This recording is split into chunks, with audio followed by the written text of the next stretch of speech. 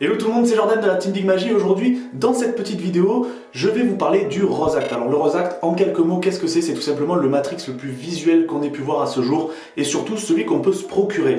Mais avant de vous offrir cette petite pépite, il y a plusieurs questions qui se posent autour de cet acte-là. Donc ce que je vais faire dans cette courte vidéo, je vais essayer d'y répondre par le biais d'une sorte de FAQ. Donc j'ai pris les questions qui sont le plus fréquemment posées et je vais essayer d'y répondre tout de suite. Alors, une des questions les plus fréquemment posées, c'est est-ce qu'il est possible d'utiliser des euros? Alors la réponse est oui, bien entendu.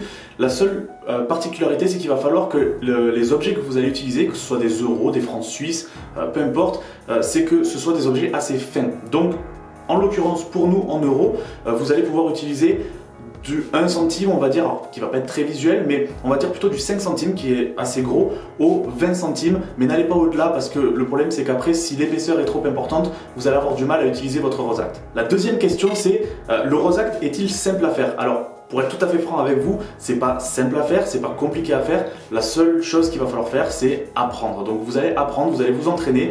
Le but du jeu c'est vraiment d'avoir une certaine fluidité dans les mouvements et d'avoir ce côté très pur de la chose. Donc voilà, pas compliqué, mais va falloir s'entraîner. La troisième question c'est, est-il possible de l'utiliser en close-up? Alors là, clairement, la réponse est non. Vous n'allez pas pouvoir arriver avec votre tableau, le poser sur la table et faire votre Rose Act. Non, c'est fait et c'est designé spécialement pour être fait sur scène avec une retransmission sur grand écran, donc filmé et retransmis sur grand écran. Donc pour le close-up, non. Alors la quatrième question c'est, quelles sont les conditions d'utilisation du Rose Act? Donc le Rose Act, pour être très bref, c'est un matrix, donc dans un premier temps avec des cartes, ensuite un matrix très visuel avec des pièces, et le final où les pièces, bam bam bam bam, se transforment en rose.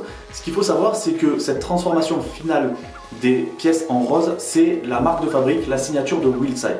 Donc ce qu'il demande avec l'achat du Rose Act, c'est de ne pas filmer et diffuser sur les réseaux sociaux cette dernière transformation donc de pièces en pétales. En revanche, lorsque vous allez pouvoir le faire en conditions réelles, donc sur scène, retransmis sur écran avec une caméra, il n'y a aucun problème sur le fait de pouvoir faire la totalité du Rose Act. En revanche, voilà, si vous voulez le faire sur les réseaux sociaux, pardon, il va falloir transformer les pièces en d'autres objets, donc ça peut être des billets, ça peut être des morceaux de papier, peu importe, à partir du moment où c'est très fin, il n'y a aucun problème, mais la seule condition c'est de ne pas filmer et diffuser sur les réseaux sociaux la transformation des pièces en rose. La cinquième question, le Rose Act utilise-t-il de l'électronique? La réponse est non, tout est 100% mécanique et manuel. Donc voilà, c'est pour ça qu'il y a de l'entraînement, c'est pour ça qu'il va falloir que vous passiez quelques temps sur le Rose Act avant de le performer. Mais voilà, il n'y a aucun électronique, donc aucune panne possible, tout est mécanique. Alors la sixième question c'est, quelles sont les dimensions et le poids du Rose Act? Donc c'est une question qui revient et c'est vrai que c'est intéressant de le savoir. Donc là je les ai, on a un cadre qui fait 71 cm par 53 cm et un poids qui fait environ 7 kg. Alors ce qu'il faut savoir c'est que avec l'achat du Rose Act, vous avez également un sac de transport qui vous est fourni, donc vous allez pouvoir le transporter beaucoup plus facilement que dans son carton d'origine. Donc voilà, vous avez un sac de transport qui est semi-imperméable, donc vous amusez pas non plus à le mettre sous l'eau, mais voilà, s'il y a quelques gouttes qui tombent dessus, il n'y a pas de problème, ça protégera votre Rose Act. Alors la dernière question que j'ai ici, c'est la septième, c'est est-ce que le cadre peut être utilisé pour présenter mes autres effets? Alors la réponse est non, et oui en même temps, c'est-à-dire que il faut savoir que le mécanisme est très complexe sur le Rose Act, donc vous allez avoir beaucoup de choses qui sont sur le tableau directement. En revanche, si vous avez un très grand tapis que vous voulez le découper et venir juste le poser sur votre tableau, vous allez très bien pouvoir faire vos effets.